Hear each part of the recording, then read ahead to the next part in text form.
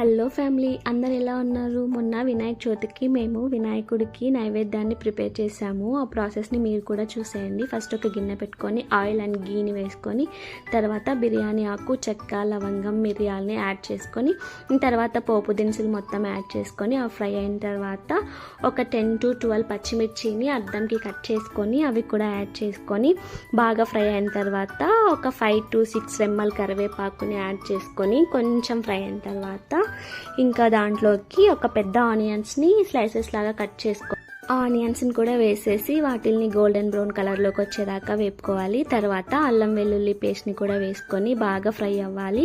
తర్వాత ఒక పెద్ద టమోటాని కట్ చేసుకొని వాటిని కూడా వేయాలి. ఇంకా చికెన్ మసాలా, గరం మసాలా, ఒక 3 టేబుల్ స్పూన్ కారం అండ్ 1 టేబుల్ స్పూన్ ధనియాల పొడిని యాడ్ చేసుకున్నాము. ఇంకా కొత్తిమీర, పుదీనాని వేసుకొని కొంచెం బాగా ఫ్రై అయిన తర్వాత ముందుగానే టమోటాని మిక్సీ పట్టుకొని పెట్టుకున్నాము.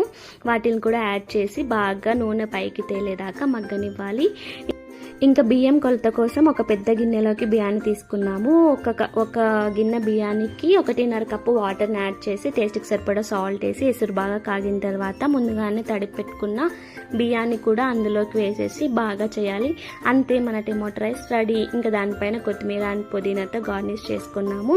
ఇంకా పూజ కోసం కావాల్సిన సామాన్లని మొత్తం రెడీ చేసి పెట్టుకొని ఇంకా మనం ప్రిపేర్ చేసుకున్న నైవేద్యాన్ని మన గణేశుడి దగ్గరికి తీసుకొచ్చి నైవేద్యాన్ని ఫస్ట్ గణేశుడికి పెట్టి ఇంకా తర్వాత మా పిన్ని హారతి ఇచ్చి ఇంకా టెంకాయ కొట్టి ఇంకా మనం రెడీ చేసిన ప్రసాదాన్ని అందరికీ పంచేసాం. అంతే. ఈ వీడియో మీకు నచ్చినట్టయితే please do like, share and subscribe.